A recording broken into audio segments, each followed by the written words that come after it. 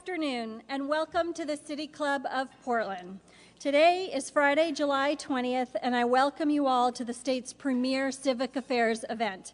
I'm Melody Rose, the immediate past president of City Club, and I would like to welcome members and guests alike, all of you who are joining us today at the Governor Hotel, and those of you listening on OPB Radio or watching on Portland Community Media's CityNet 30. Today, our panel will discuss Oregon's energy future. But first, just a few announcements. I'd like to begin by giving a warm welcome to City Club's newest members. As I call your name, would you please stand and allow us to welcome you?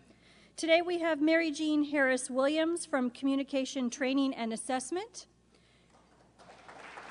Welcome. Richard B. Williams from SAIC. Welcome. And Caleb Dean from Sustainable Northwest. We welcome you all today.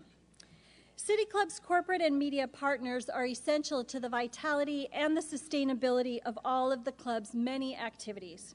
I'd like to thank our generous media partners, including Oregon Business Magazine. As always, I want to extend our deepest appreciation to the Friday Forum's corporate sponsors.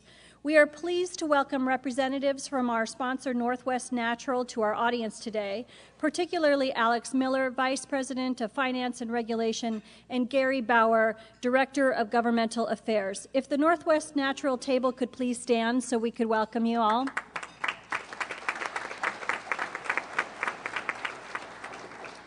We would also like to thank our partners ESCO, Morel Inc., and Schwabe Williamson & Wyatt for their continued support and commitment to the City Club mission. And as always, if your company or firm would like to support the mission in this way, please do see our staff at the back of the room and we can chat with you about corporate sponsorship. Next week, July 27th, is our final Friday Forum of this year's season. We are thrilled to welcome leaders from Portland's creative class to this stage. These speakers, representing Pickathon, the Northwest Film Center, Feast Portland, PICA, and Travel Portland, will give us insider tips on the best way to spend Portland's brief but lovely summer. As always, we will be welcoming City Club members to the microphone after today's forum for a Q&A session with our speakers. In addition, we invite all audience members to make use of the index cards on your tables by writing questions on them during the forum and hold them up when I ask. City Club staff will collect these cards, and I will be sure to read at least one from the microphone because we're sure all of you will have good questions today. And now today's program. The evolution of energy in Oregon provides a foundation for understanding the societal, economic, and environmental benefits that come from progressive energy policy and regulation. Oregon and Portland are national leaders in energy efficiency programs, and we are currently at a turning point in meeting the rising demands of consumption, the challenges of climate change, and a political environment strongly invested in proactive policy. Today, our speakers will look into Oregon's energy sector and the future of energy development in our state and in our wider region. Today, we welcome three guests to our microphone. Bob Jenks is the Executive Director of the Citizens Utility Board of Oregon and a national expert on utility-related issues. He started working for CUB in 1991 and has participated in nearly every major Oregon Public Utility Commission case since that year. He also regularly represents ratepayers before the Oregon legislature. Bob currently sits on the board of Environmental Oregon Research and Policy Center. Jim Pyro has 36 years of experience in the utility business. Jim joined PGE as a civil engineer in generation engineering in 1980 and has also worked as PGE's revenue requirement analyst and financial analyst. Prior to becoming PGE president and CEO in 2009, he served as executive vice president of finance, chief financial officer, and treasurer. He also managed their departments of economic analysis and strategic planning support. Moderating our conversation today is Melissa Powers. An associate professor of law at Lewis and Clark Law School, Melissa teaches energy law, climate change law, pollution law courses, and torts. Her research includes environmental law, Domestic Policies Aimed at Mitigating Climate Change and Reforming the Energy Sector. She is a co-author of a casebook on climate change and the law. And without further ado, please help me welcome all of today's speakers.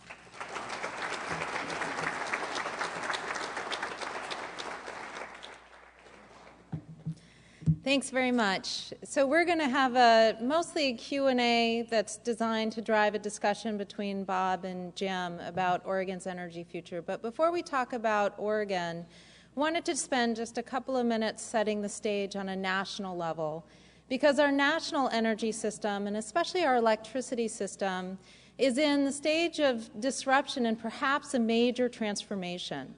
If we look at our major energy sources, starting just with coal and natural gas, we've seen a remarkable decline in the amount of coal-produced electricity and a remarkable increase in the amount of natural gas-based electricity. In the past 5 to 10 years, coal, which always used to provide at least about half of our electricity, now only, as of this year, is providing somewhere between 35 and 37%. It's declined about 13% in the past 5 years, if not just a little longer. Natural gas-based electricity, on the other hand, has increased, providing around 20% of our electricity about 10 years ago to more than 30% now. We've also seen a massive change in the amount of renewable energy that has been coming online. In the past 10 years, wind-based electricity increased about 20-fold, and solar-based electricity almost tripled. Now, solar and wind continue to provide very small amounts of our electricity, but their ability to increase at such significant rates makes us wonder whether or not we could really see a decarbonization of the electricity sector and whether or not that's a good idea. Now, why have we seen these changes in such a short time? In part, it's due to regulations at the federal level, especially pollution-based regulations under the Clean Air Act that have been requiring coal plants to install more pollution controls.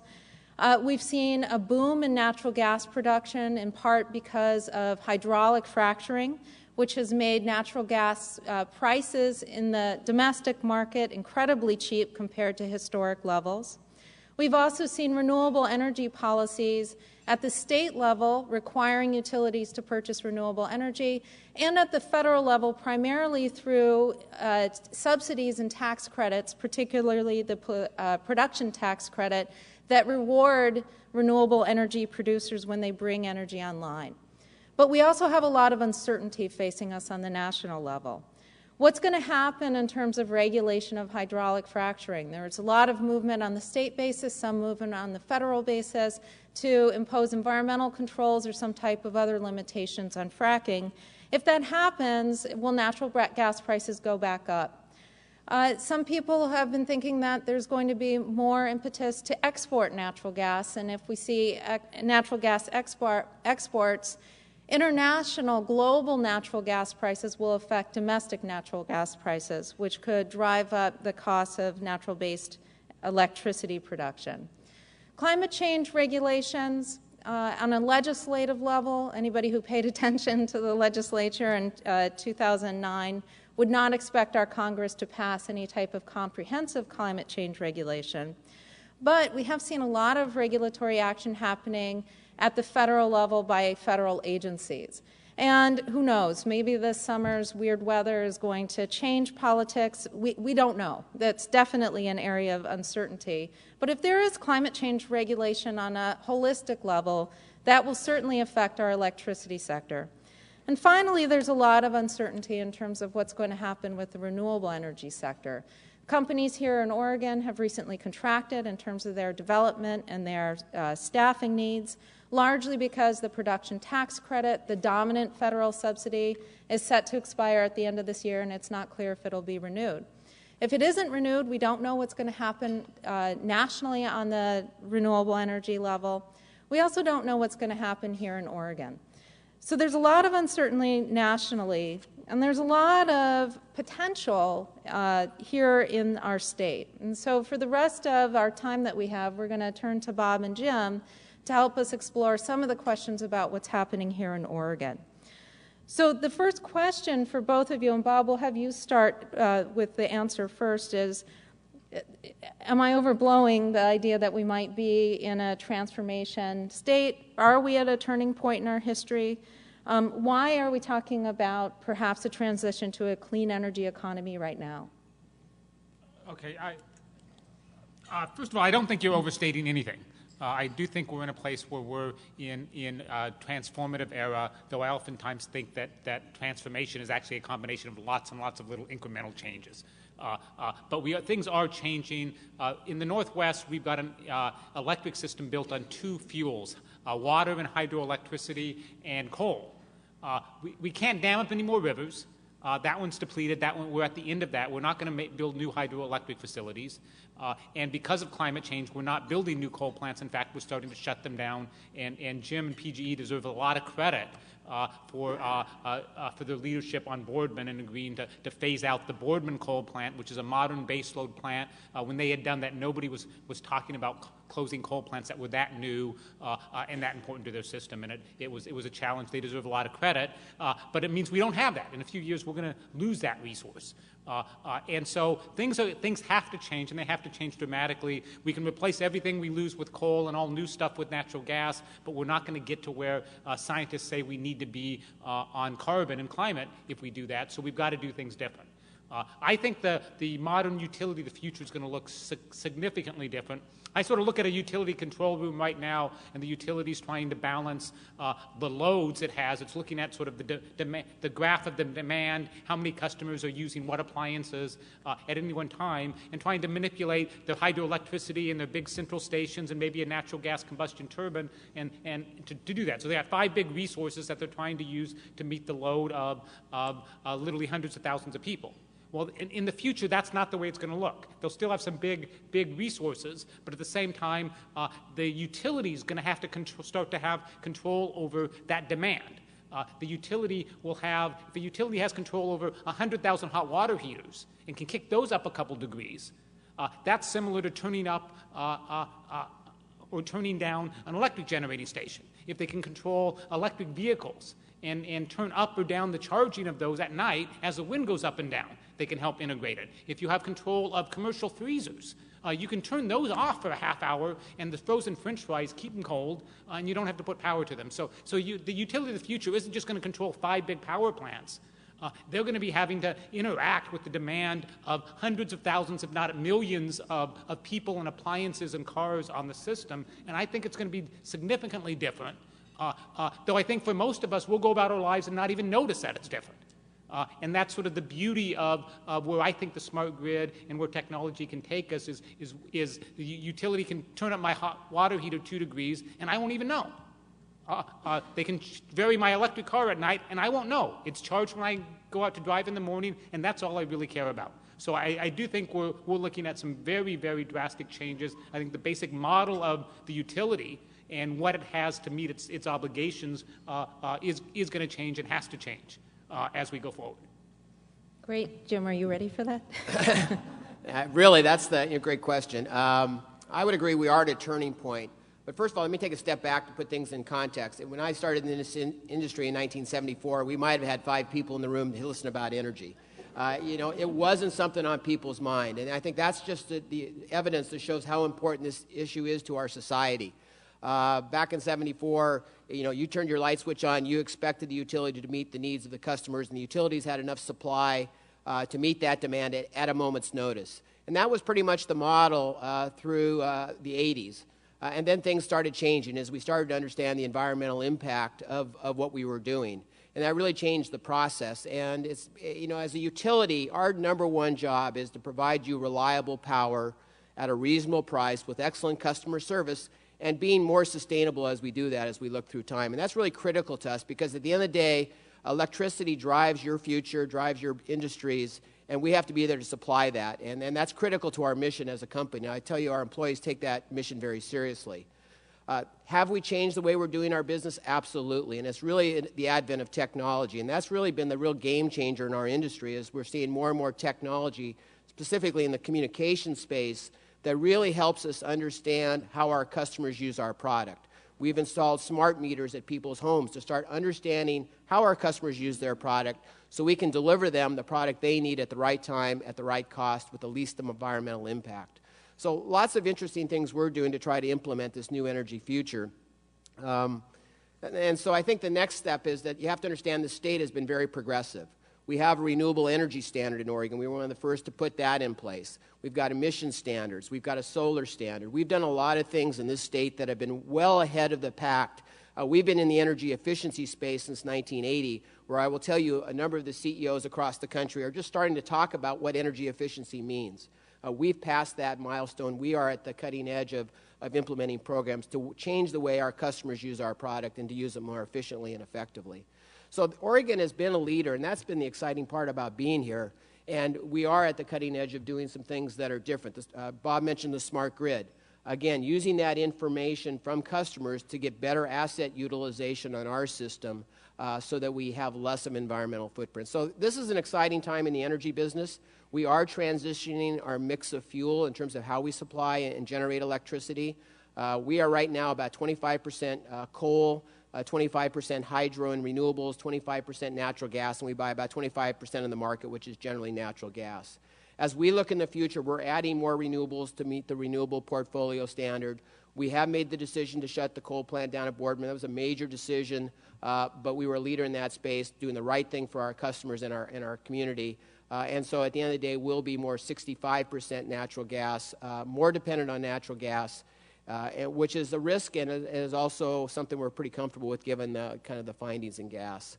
So that's a quick tour of what's going on. I think this is an exciting time. The other thing I would mention about Oregon, which is really a neat thing about Oregon, is we use what's called integrated resource planning to get people's input into the process, to help us understand what the right decisions are for our customers. And Bob participates. We get our consumer groups, the industrial customers, customers in general can participate. It's really an open dialogue process where we get the inputs of many people because we really don't know what that future is going to look like. And we want to get the best thinking and best ideas at the table so we can make the best decisions for our customers. And we're going to start a new process up here starting next year. But it's something to watch and learn about because you learn a lot about our industry as you see those processes unfolding. And that's where we really make those long-term future decisions.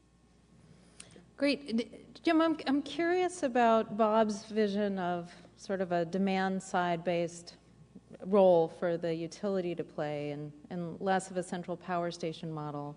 Is that something that you're talking about or envisioning? What do you think about the way he framed sort of the transition that we might be facing? Well, we are seeing more distributed resources on the system, like solar. We run a dispatchable standby generation program with our customers. We're looking at pilot programs for interruptible power at the customer premises using the information from our meters and a critical peak pricing program. So we're trying to figure out how to integrate that all into our system. I think the utilities of the future are really going to be the integrators because customers assume that we can make this thing all work together. Solar, distributed generation, wind, all those things have to happen. And we as the utilities have to bring that all together, integrate that, and provide you the reliable product that you want. I think it'll come a little slower than people expect just because technology has to get a little more durable. But we're doing the research, and as a company, we've really prided ourselves on doing pilots, learning about things first, and not jumping out there too quickly because we have to ensure that these things work because customers don't want their power to go out. And frankly, we also have to ask for regulatory recovery, and Bob doesn't want us investing in things that aren't going to work because then his customers will argue about whether we should pay for it or not. So it's an interesting place we are, but we really try to look at the technologies coming down the road, figure out how we integrate those into our system so that we can provide our customers the reliable power they expect. And also make it seamless. You know, with all the new technologies out there, you can kind of rush too quickly, and then things fall apart, and that's not a place you want to be in our business.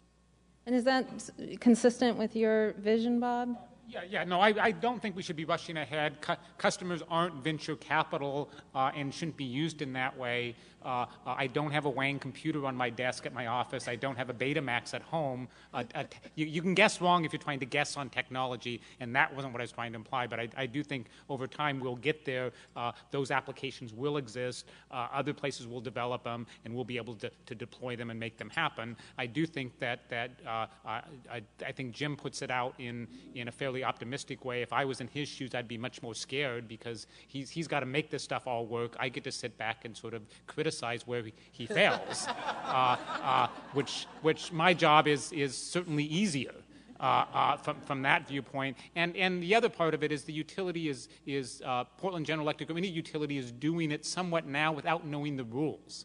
All of us, I think, in the business assume that there's going to be carbon regulation. It's coming and has to come. We won't deal with climate change without some sort of regulatory system.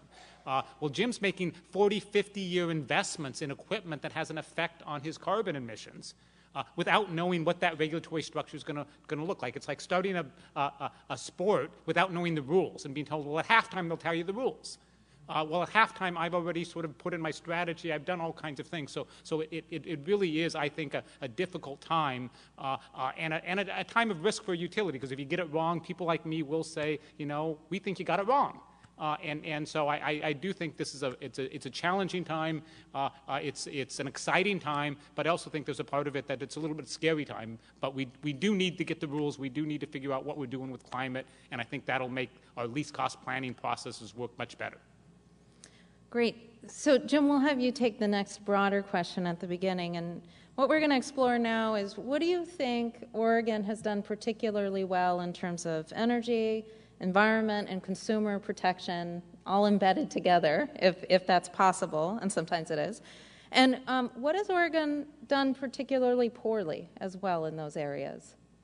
What we've done particularly well, I think, is in the area of energy efficiency. We started in the 80s and then pretty active in the 90s, and then the Energy Trust of Oregon was created in 2002 to continue to push that initiative. And we've been at the forefront in terms of promoting energy efficiency. We have innovative programs here in Oregon. The City of Portland is running the Clean Energy Works program. But we've really been innovative in these areas and really working with our consumers to use our product efficiently. It helps them be lower cost and helps them be maybe more profitable. But I see Margie's in the audience. But the Energy Trust of Oregon has been a great partner with us to really implement that. And, what we do in terms of energy efficiency is through the integrated resource planning process, we really decide what is cost effective for us to do, because we want to do the right thing for consumers and we want to make sure that what they do is cost effective. And then we design, and then Margie goes out and designs and delivers those programs to consumers. I think the next evolution of this is trying to figure out where those barriers are, where we can't get those results in terms of energy efficiency, either because of structural barriers or financial barriers. And those are things we need to continue working on so that we continue to access that energy efficiency. We've acquired for the last 20-some years close to a power plant worth of energy efficiency. So we built a new power plant out at the Clatskanie area. It's called Port Westward. It's about 400 megawatts. That plant cost us, I think, around $300 million. We have essentially avoided building one of those plants because of the energy efficiency programs we've been able to run. And as a result, our customers have lower cost. We've also done a good job in the state in terms of changing building codes. That is the best way to implement an efficiency. Rather than retrofitting buildings on the backside, get it into the codes and standards. And so we're seeing better appliance standards, better building standards. And that way we get the stock as it gets built efficiently so we don't have to go back and retrofit. So I think we've done that really good as a state. We've set some aggressive carbon goals or aspirational goals. I think that still needs to be worked through the process. It's nice to set goals. But at the end of the day, you have to understand what the impacts are on customers. And so I think that's the process, again, of working with our constituents and how much are you willing to pay more for dealing with issues like carbon. And since we don't have a carbon tax, we're trying to guess what that looks like. So that's when I think we struggle as a state, is we have a lot of aspirations, but we don't necessarily understand the impacts of that and where consumers really want to play out. You get some consumers are willing to pay more for a cleaner product. Some want lowest cost because they're trying to survive in a global economy. And so we end up with that little bit of different points of view on those issues. And trying to find where that sweet spot is always challenging. The other thing I think we've done particularly well on, and this has got to do with the leadership of the political leaders, is electric vehicles. We have been at the forefront of the electric vehicle space. Many of the new vehicle manufacturers have come to Oregon first because we put in charging stations. We've been a state, we buy, before the electric vehicles showed up, we bought more Priuses than anywhere else in the country. This place is a place where companies want to come to introduce new technologies because we're technology savvy and the leadership of Kulangoski and Kitzhofer, as well as Mayor Adams, and many of the mayors around the area put in electric charging stations for vehicles, and we're seeing those show up. I think those are an exciting technology down the road. Again, I think that's been great for the state to show that, and we show up on the top 10 or 15 list as cities that are very progressive in this space. So those are things we do well. If there's anything we don't do really well, and maybe it's kind of my perspective on this, is we have a lot of processes. And sometimes we can over-process. I'm a kind of an impatient guy. My staff will tell you that. At some point I say, we got to move on. We can't process things to death. We have to make decisions. We have to deal with the issues we got to deal with. At some point, you expect electricity to be there on the grid, and we can't stand in processes too long. So that's maybe the only thing I think sometimes Oregonians get a little tied up in. Okay. Bob? Yes, I want to first reiterate what Jim said about energy efficiency. I put together a chart. It's available on the back table for folks listening, including my mom on OPB radio tonight. It's available at our website, OregonCub.org. But what it shows is what Oregon's done is really, really amazing. It's not just good, it's amazing. Nationally, since 1990, the average residential household's energy or electric use has gone up 20%. Or more than 20% nationally. I looked at the states that that are always the top 2 ranked states in the nation in terms of energy efficiency. Massachusetts, it's gone up about 18%. California, which is always number 1 in energy efficiency, its residential energy use has gone up more than 5%. Oregon, as a whole, we've gone down 12%. So we're going in the opposite direction. And PGE, with the partnership in the Energy Trust, has gone down 15%. And I don't know a utility in the country that's done that, but 15% less usage on average from every residential household. That's power plants. That's reduced our rates. That's reduced our costs. That's making an amazing difference. And it's not just that we reduced it, but we didn't do the other side. We didn't increase it. If we had increased 20% rather than reducing it 15%, that would be an amazing difference. So that's the first thing I think we do well. The second thing I wanted to say that I think we've done well, and I know this is going to come off as quite a bit self-serving, and maybe it is, but that's sort of CUB is still here. When I came here and came to CUB 20 years ago, we were tens of thousands of dollars in debt. We didn't have any program to get new members. CUB was set up as a membership organization in '84. To represent residential customers. I believe fundamentally that residential customers have to have a seat at the table in all those processes that Jim's talking about. If we're not there in least cost planning, if we're not there at rate cases, if we're not there at those things in those processes, customers don't get what they need out of it. So customers have to be represented. When I came here in 1990, it looked like the organization that did that might not survive. And we had to rebuild that membership, rebuild ways to do it, start the organization back and start developing and being able to rehire. We were down to 1.5 staff people at that point. And so it really is, I think, important. And for me, it's one of my real victories is just turning the organization around and being able to, over 20 years, make sure that there is representation of Oregonians and representations of the members of CUB who pay money for us to be out there supporting them. So I think that was my second place I was going to say where we've been real successful. In the things that we've failed to do, I think the first is carbon policy. We don't have an overriding carbon policy. We go into least cost planning. We make these decade-old decisions without knowing the rules, and I think that's problematic. The other thing that I think we haven't figured out how to do well is really deal a lot with sort of our low-income customers and low-income weatherization and low-income programs. It's a struggle. We've had the median household income has not been going up over the last decade, but utility rates have been going up. It's hard for people to struggle and manage their own household bill, and particularly when we have low-income customers who are in households with no weatherization and inefficient systems.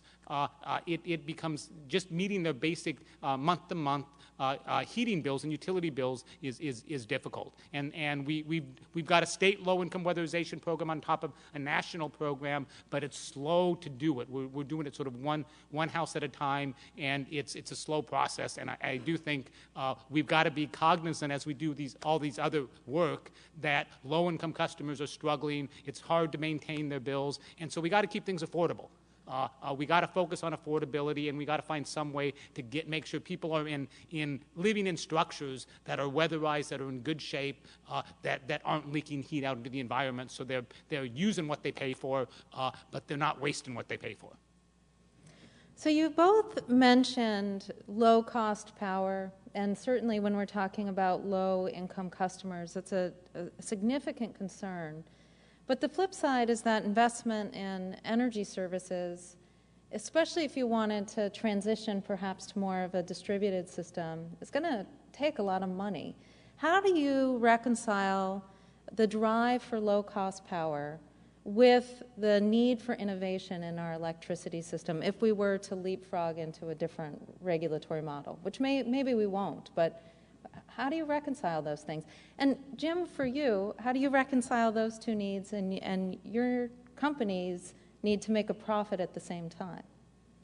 Well, the way we look at it is we try to find those technologies that both produce better value for customers at lower cost. So, for example, when we put the smart meter system in, we get more information, we get a lot of data on customer usage, which we can turn into information that customers can make decisions on. On the same point, we reduce our costs because we no longer have meter readers, driving around with cars and vehicles and incurring all that cost. Plus, we're able to do many of the services we provide remotely. So we always try and look for that intersection where we can find technology that advantages customers and also keeps our costs down. And so we're always looking for those innovative technologies that make sense. So we're going through a number of transformational changes in our company to drive down costs but still provide better value for customers. And so, we understand that there is going to be cost to generate the electricity. We understand that. And right now we're blessed that natural gas prices are low. As a result of that, we've been able to keep prices low. So we have various strategies on how to buy gas to keep prices low. So we're always looking at strategies to manage our cost structure. We're also working on continuous improvement to keep our cost structure down. Some of the challenges that are driving cost up are obviously trying to integrate all these technologies, and we try to ensure that we've got things figured out before we get into it. But there is going to be cost associated with integrating those technologies, and we just have to understand that as we go forward to make sure that we send the right price signal. So, it's kind of the nature of our business is there are costs that go up that are out of our control, there's costs that we control, and then there's costs that are imposed on us by the system. Another example of that is in the renewable space. We're adding a lot of wind to the system, and we're at about 11% renewable resource according to the standard, which is well ahead of the benchmark. But we have to integrate that wind into the system. Wind is not, if anything you walk away from this, wind is not a firm resource. In fact, in our system, wind does not blow on the hottest days of the year or the coldest days of the year. And so we have to figure out how to integrate that renewable efficiently and effectively within the grid. A lot of people say, well, you shut a coal plant down, why don't you just replace it with a wind farm? Well, wind farm isn't firm. So when we have to firm that up, we have to add a gas resource, what we call a peaking resource, to back that up. And we have to understand the implications of that on the system because we're going to need to have natural gas on the side to do that. So we have to look at the overall cost when we make decisions. And again, that's the beauty of integrated resource planning, is we bring that all together so everyone's informed on how it's going to affect our cost structure as we make these decisions, and that people buy into it. And so Bob has a chance to weigh in. His concern is about the price increases, but he's also concerned about the environmental footprint, and we can have that conversation. And then the beauty of this process is once we make a decision, we move forward. And we live with what we know. We make the best decisions we can. We may be wrong. We may be right. But we try to make the best decisions we can. And I think from a process standpoint, the good thing is we've said we'll live with that, and the world may change, but we'll move forward on that. So there are costs, but I think we do a good job trying to leverage technology to keep our costs down and get the results customers want. Yeah, no, I think that's right. I also think it's some of it comes down to a matter of sort of prioritizing and trying to be smart and analytical about what we're doing.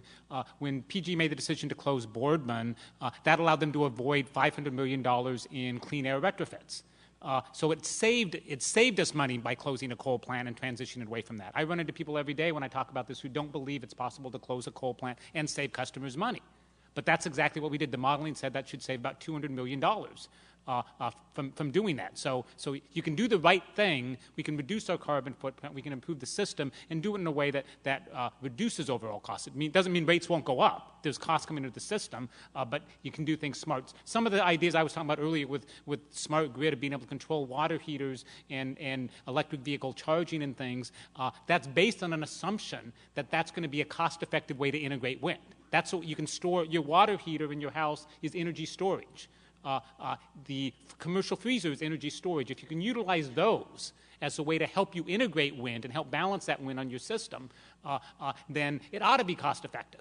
But it is a question of how do we do that? And how do we do that cost effective? Right now, we're not doing that in a very smart, efficient manner. The way you could run a program like that right now is to pay PGE to come and install something on every one of your hot water heaters that allow them to give control.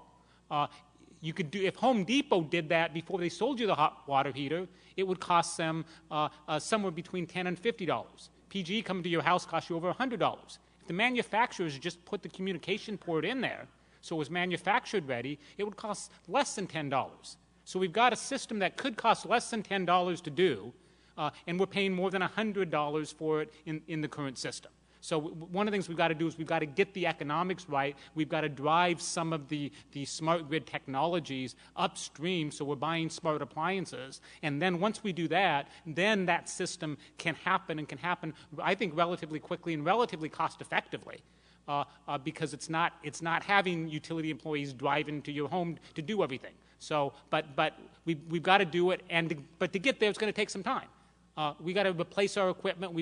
It's going to take some time to get there, but we got to do it, and we got to be careful and make the right decisions. But the first thing we ought to be doing right now is looking at all our systems, looking at all our utility operations, and say where are there opportunities to actually save money and reduce carbon emissions. Those are the no-brainers, and let's at least at this time get the no-brainers implemented. So then let's talk a little bit about some of the barriers that you see. I mean, you both make everything sound really pretty attainable and feasible and pretty easy. But if it's easy, why isn't it happening? So let's talk about what are the barriers and how do we overcome these barriers? Are they regulatory? Are they economic? Are they just institutional? What's going on? Let me try that first. Some of it's timing, obviously, and as Bob mentioned, you've got to get the appliance manufacturers to agree that this is the right protocol, and so that we do need to move upstream to get things going, so that we get smart appliances at the dealers, not us trying to fix them on the back end. There's a lot of questions around the protocols and how you're going to communicate. We got cybersecurity issues, so a lot of this stuff is evolving, and as an impatient society, we want things to happen tomorrow, the next day. But there's a lot of complexity to this system, and that's one of the barriers in my view, is it just takes time to figure this all out. And the second part is the consumer actually has to buy these things, and they have to see the value of doing that. So again, it's that market adoption. I think electric vehicles are great. I have a Volt, and I think it's the greatest vehicle in the world, and I don't go to the gas station. But a lot of consumers aren't ready to make that decision. So there's lots of interesting, cool things out there. But consumers are going to be risk-averse, and they're going to want to wait. And the utilities are going to be risk-averse because they want to make sure it works. So some of this is patience and time, keep pushing on it, keep trying things, but ultimately we've got to get things moved upstream to get the cost down. So that's one. Technology's got to get moving and continue to evolve, and we've got to get market adoption. The other one, I don't want to point at the regulators as regulatory barriers, but our regulatory model, the way it's structured, and Bob pointed out, we're not entrepreneurs. We're not going to be out there at the cutting edge taking risks because we're not rewarded for taking that risk. And, the regulators are in that same boat. They want to protect consumers. So utilities are going to be relatively reluctant to move really, really fast into a lot of these things because there's a risk that we won't get cost recovery, or that we'll raise prices up, or that things won't work. And trying to get people to think more forward, take a little risk is what we're trying to do in our company, try these things out in the pilot form to get more comfortable with the risk profile and then move forward. But, there is that risk. Okay, if we do something too quick, too fast, and it doesn't work, Bob's going to say, your shareholders ought to eat that. And that's not necessarily the way we would view it, but, that's obviously the dilemma we get put in. So those are two I'd raise, and maybe Bob has others. Yeah, no, I think it's Jim and I think, are both internal optimists. So part of it is you're getting the view. You have a panel with people who are optimistic about the future, and you're going to get it. But it doesn't mean it's sort of Pollyannish. There are issues and problems. On smart grid, I sort of look and think there's a lot of possibilities out there with it. But I think one of the biggest barriers to implementing the smart grid is most of the time I hear people talk about smart grid. It's, we're going to put this in place because we want to engage the customer in their energy use. We want them to know the value of energy at various times. We want to get them involved on a daily basis. It's like, what other technology has sold themselves based on the idea that we're going to make your life more complicated and difficult? And as long as that's the business model that's being pushed, I don't think consumers are going to want this stuff. Consumers aren't going to buy products that make their life more difficult. I've got an iPad here. I didn't buy it to make my life more difficult. And I think technology but I also don't think the smart grid needs to do that, and I think to be successful it won't do that. Again, I don't need a price signal. I don't need to make my life more complicated to charge my car through the smart grid. In fact, the price signal isn't going to get me to go plug in my car at 3 a.m. because I'm asleep. To plug in charge my car at 3 a.m., what I need is automation. And that's what's going to make some of this stuff work is technology and automation that takes it out of our hands and makes it seamless.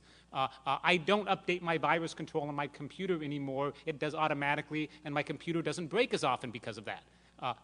So I do think automation is going to allow us to do some of these things, but it's going to be slow and it's going to take some time to get there with that. But I also think when we talk about barriers are just, they exist in this world. The work when we were talking about energy efficiency earlier, energy efficiency, there's tremendous barriers to energy efficiency. Every customer, every homeowner has their own barriers. My wife and I last year did the Clean Energy Works program in our house and did a total retrofit. We've been wanting to do that for several years, but before we got to the point of investing in insulation and everything with that, we had to get a new roof on, because there's no sense investing in insulation in the walls if my roof is going to leak and water's going to get in there. So you got to put things in the right order. You got to prepare for things. And so different folks have different barriers in energy efficiency, and the Energy Trust, I think, has something like 26 different programs to attack different market barriers. To get the kind of results we do, you got to work through a lot of different barriers. So none of this vision is going to be easy. It's going to be difficult. There's going to be barriers. There's going to be regulatory problems. There's going to be barriers where I disagree with what Jim wants to invest in, and we're going to have an ugly fight at the PUC. There's going to be those things. But ultimately, we can overcome them because we have a history of overcoming them. And I think in this region, we also have a history of the stakeholders really rolling up our sleeves and trying to work together to solve problems. And that's not the way the PUCs and regulatory and utilities work in a lot of the countries. So I do think we talk more. We're more likely to be problem solvers in Oregon, and I think that makes a big difference.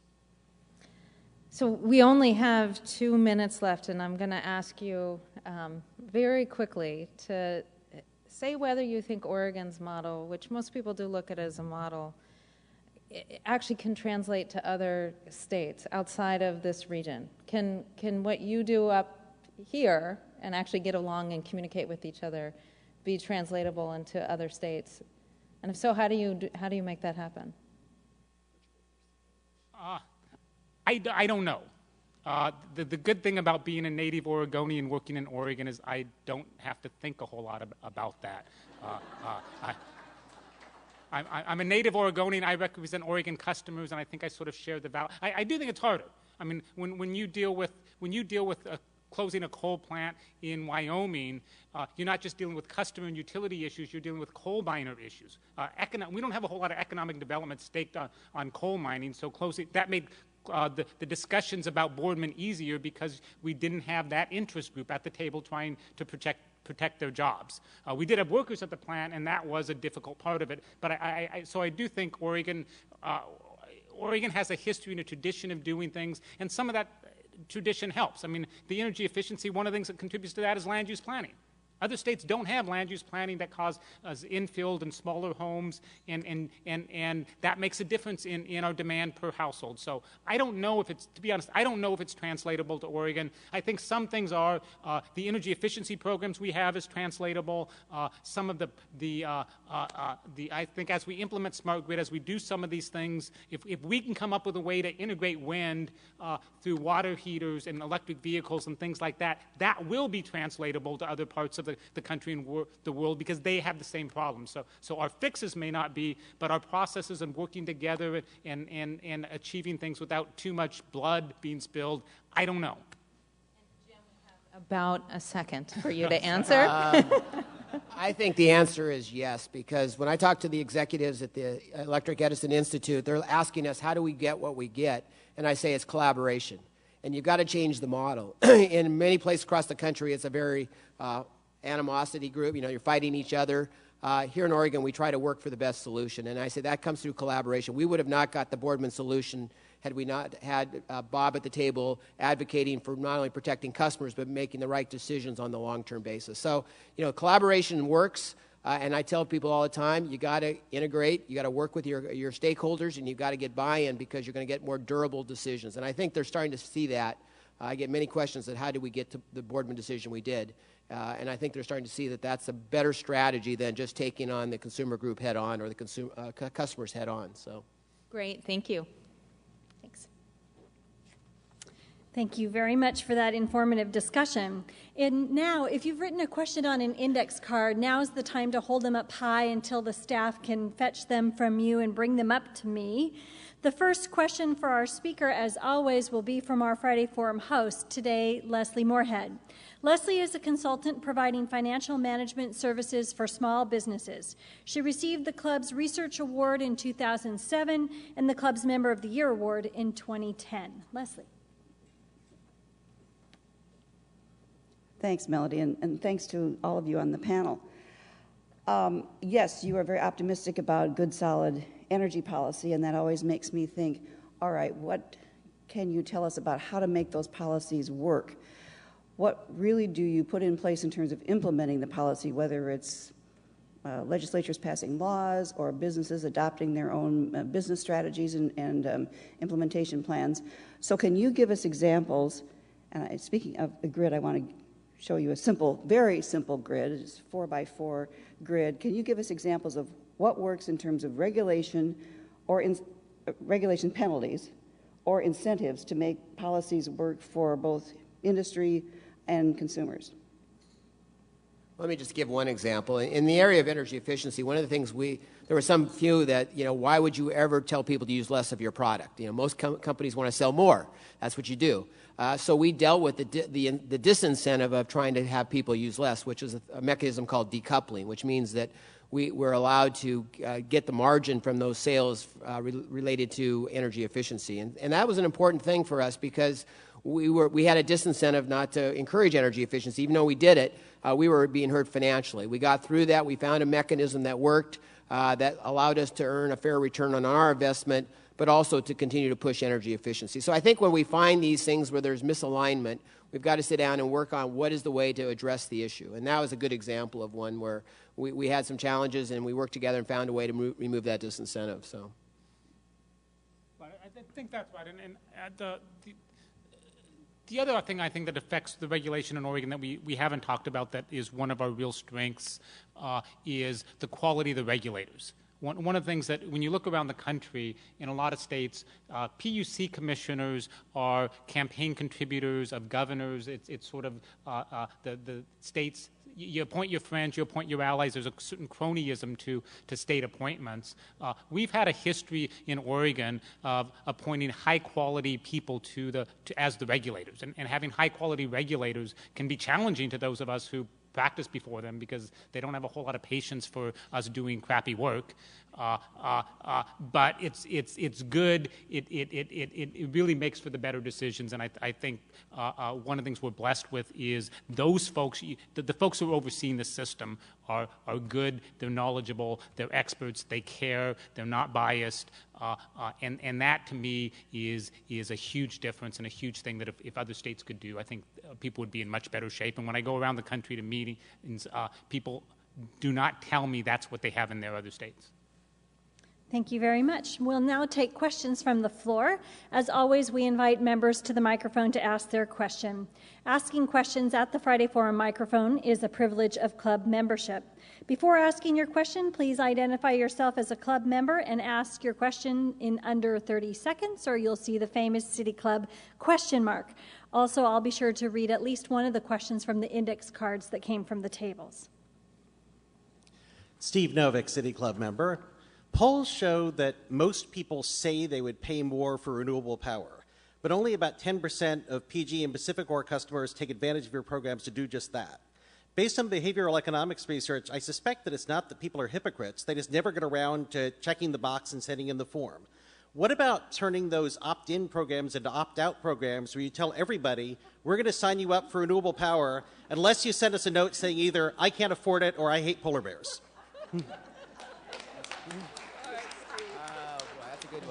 You want to take that one? As a consumer advocate, let me say opt-out programs aren't very popular with the customers who feel that they're being tricked into something. Northwest Natural has a program that I don't think needs to be opt-out, but it is, and there's been sort of you get complaints and stuff about that. So to me, but the other part of to me, the more fundamental question is why do you opt in or opt out? Why don't we do that for everyone?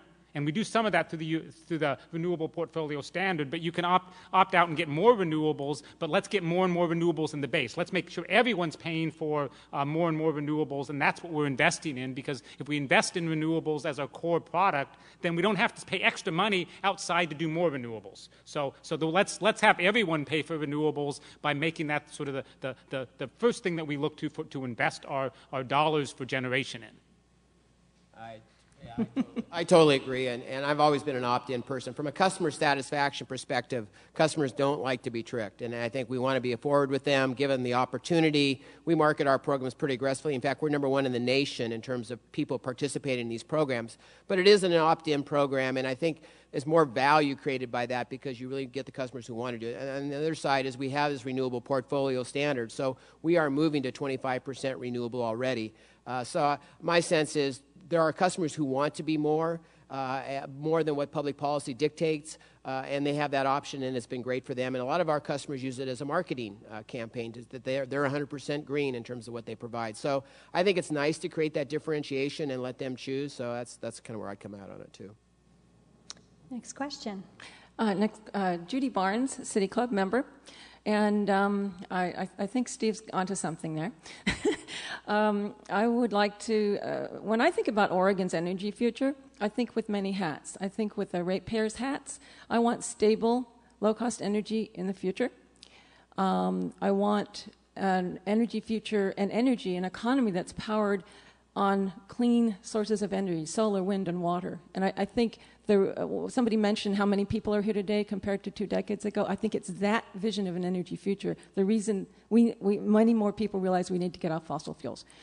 I also think of an energy future in Oregon's case where we spend our energy dollars in state. And in Oregon, the development of clean energy is made in Oregon energy, because we don't have fossil fuel sources to develop. So I'm thinking about returning those $8 billion we send out of state to buy coal and natural gas, spending them here to develop clean energy.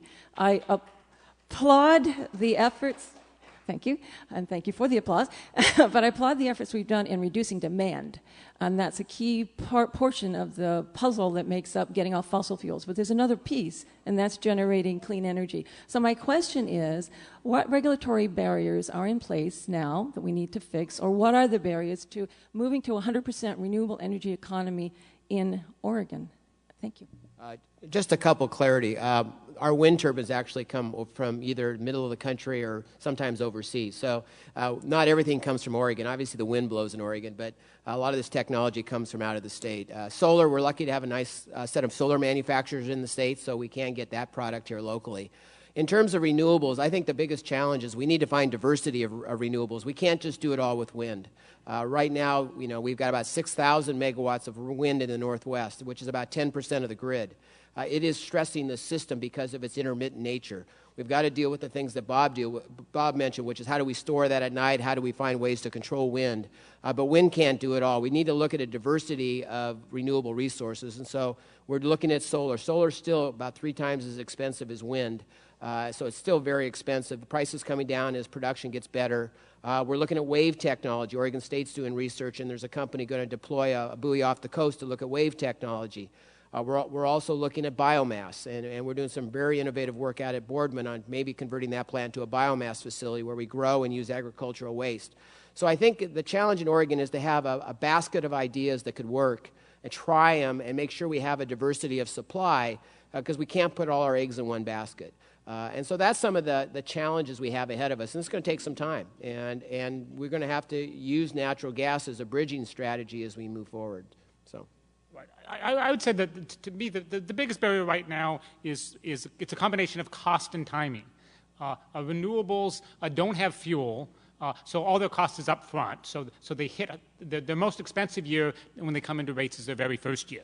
And then their costs decline over time. That's different than a gas plant where a lot of the cost is of fuel, and that goes up over time. So the cost stream, and we've got to protect the low income and make sure that we're keeping our rates affordable. Now, some of how you deal with that is timing. One of the things we're blessed with in the Northwest is the decisions that people a generation made to invest in a lot of hydropower.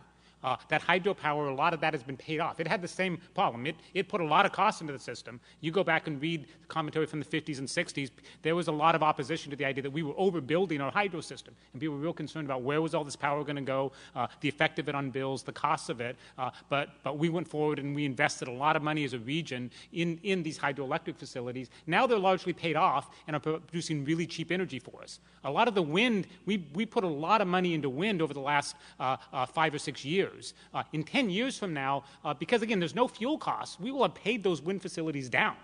And we're going to be getting cheap power from wind. Right now, wind may not be cheap, but in the future, those wind facilities are going to be producing power without fuel. It's going to be cheap. And as we start to pay off those wind facilities, that frees up money in our rates to invest in more renewables. So to me, there's somewhat of a staging. We had that first generation of hydro. Now we've got a generation of wind. We got to absorb those, pay those off some, but we've got to keep thinking about adding the next layer and the next layer and the next layer. And Jim mentioned a number of sources. I would also keep geothermal on the list. Geothermal has real potential in this area. If we can figure a way to deal with the dry hole risk and some other stuff, it ought to be a real cost-effective resource, and it has a very different sort of function than than wind or solar. Wind blows somewhat randomly. Solar's during daylight hours, peak load can be in the summer with air conditioning, can be in the evening after the sun starts to go down. So the question becomes, how do you balance a system? And geothermal, biomass, some of those things give us different tools in a renewable toolbox. So I think there's good potential there. I think we're getting there. I think part of the answer is to keep our options open for that. So my biggest concern, and this may be where I disagree with Jim, is I'm concerned that we're going to invest too much in long-term gas plants and make too much of a long-term 30, 40-year commitment to a series of gas plants. And if we need to use gas, I would rather use gas in a series of 5 or 10-year deals so that we keep our options open in the future for the next opportunity with the renewables and the next, and we can keep building on that over time. I'll take a question from the tables now. We've heard a lot about ways of saving money, the Boardman coal plant closure and the fancier high-tech meter reading probably saved money. But the question that the audience member has asked here is the effect on jobs. So in what ways do you see the future of energy creating jobs, particularly in renewables? Well, the two places where I think we really have created a lot of jobs in Oregon in the energy is with renewables and energy efficiency. I mean, energy efficiency, it's not somebody out of state who comes weatherizes your house unless they're from Vancouver and they're commuting over, and that to me is pretty local economy anyway. But if you do energy efficiency, it's really focused on making our own homes and businesses and industrial folks a cleaner, more efficient, and lowering their costs of doing business, so there's an economic development in there. On renewables, to the degree that we're doing renewables in state, we're getting those jobs in state. But at the same time, I'd say the purpose of the electric system, the purpose of IRPs, the purpose of what we do isn't employment. We're not trying to do economic development. That's a benefit. That's good. But that's not, customers should be paying for the best facilities. If I'm going to get a better bang for my buck with a wind facility in Washington State than one in Oregon, as a customer, I would rather have my utility build the one in Washington. I think we should have a diversity. Putting too much stuff all in the same area in the gorge means when the wind's blowing there, it's great, but when the wind's not blowing there, maybe I want to be importing some wind from California or from Idaho or from somewhere outside of that zone. So I think a diversity is important, and sometimes when we think in-state and employment here, we're not thinking about sort of the diversity of resources that we need from different areas to keep that system in balance. But I do think we're doing a lot. To the degree we're doing energy efficiency renewables, we are creating a lot of jobs here. So. The only thing I'd add to that is we're blessed to have a number of customers who are producing clean power. If you think about Solar World, Sanyo down in Salem, Solex or MMEMC, and also Solo Power, those are creating solar panels that are going to go nationwide, worldwide, and that's a great industry for our consumers. They've come to Oregon because of the reliability of our grid and our reasonable price power. There's also companies who are doing their piece. If you think about what Intel's doing, they continue to drive down the usage of chips.